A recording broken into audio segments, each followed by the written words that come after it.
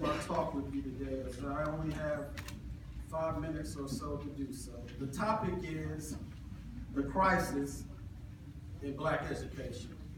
Because of the importance of this topic, I didn't come here today to bite my tongue or pussyfoot around or tiptoe through the tulips.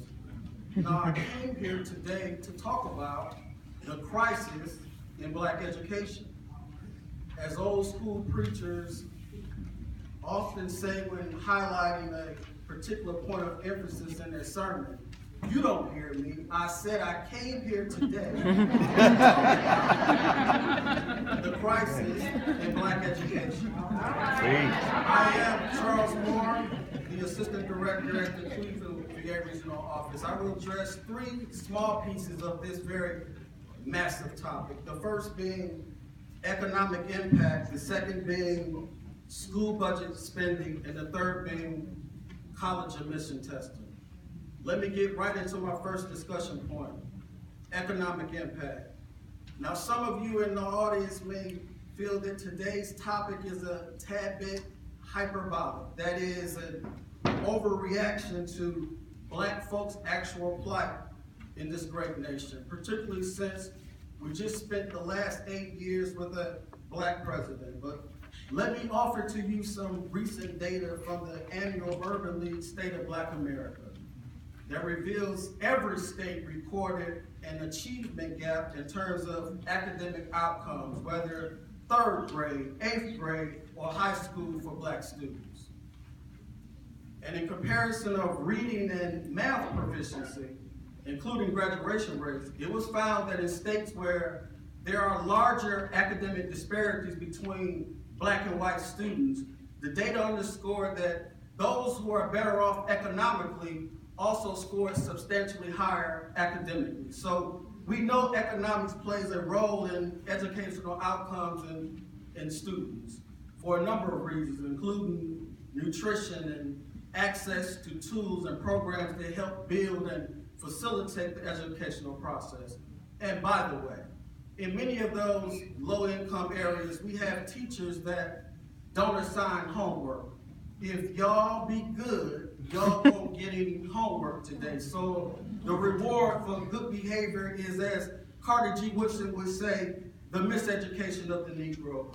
But as the comedian Cedric the Entertainer explained during the Kings of Comedy tour, there's something called the Black folk wish factor. I wish a MFO would. I wish somebody would tell me that my daughter gets no homework. No, she's gonna get homework. The question is, what's wrong with that type of teacher? Don't they recognize that these are Black kids that have to work twice as hard as others to make it in life? So why are you letting them off easy? These kids don't have the luxury to bypass homework.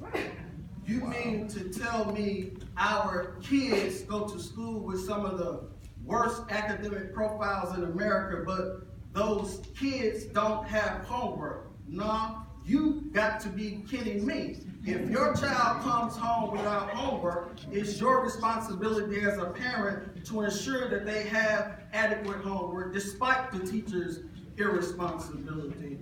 And as I said, as old school preachers would say, you don't hear me.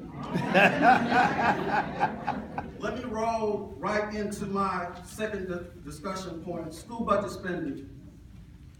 So given the aforementioned facts, you think that I'd be a proponent of increasing the budgetary dollars for education, right? No, that's exactly not right. Yeah, we can always use more money. Few of us can argue that point differently. But that's not the reason that our children aren't learning. We don't have a budget crisis, nah. We have a spending priority crisis. Let me prove my point to you. You see, the football team always seems to get what they need, right? The baseball and basketball teams seem to always get what they need, right? But the students in the classroom don't always get what they need, and that's what's all wrong. Undeniably, tax dollars earmarked for education could help. But the greater problem is the priority upon which the school districts and the principals use the current budgeted dollars. Regrettably, academics falls by the wayside as a priority, and we simply don't value education appropriately. And if you didn't know it, there's a tug of war going on in high schools throughout America between academics and sports. And if you didn't know it, academics is losing on the scoreboard worse than the Browns did this year. As the old school preacher would say. You don't hear me, though. And now, my final discussion point, college admission testing. Let me wrap this up so I can turn it over to our keynote speaker, Ms. Offit. Cover my pain? Oh, yeah. I checked that out. You know, I did check that out. But before doing so, I want to share with you one of the most irresponsible quotations from someone deemed to be a scholar and reputed intellectual giant. And while you might not be familiar with his name, you certainly will be familiar with his greatest intellectual and educational contribution.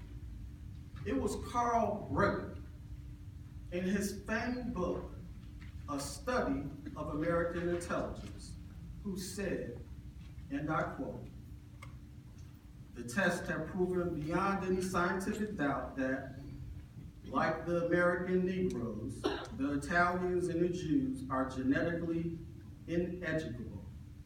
It would be a waste of good money even to attempt to try to give these born morons and imbeciles a good Anglo-Saxon education, let alone admit them into our fine medical, law, and engineering graduate schools," end quote. Let me repeat that. It would be a waste of good money to even attempt to give these born morons and imbeciles a good Anglo-Saxon education, let alone admit them into our fine medical, law, and engineering schools, close quote. Who is Carl Brigham, you may ask? Well, he was a Princeton professor of psychology that advanced eugenics, the so-called science of improving race through controlled breeding. Yeah, you got that right.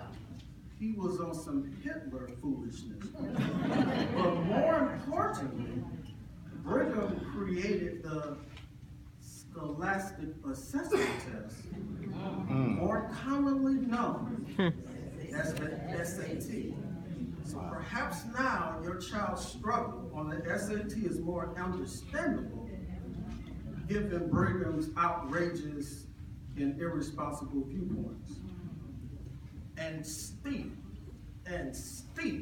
90 years later, after Brigham created the SAT, the educational system continues to use the so-called tool as a predictor of college success, despite its racist origins.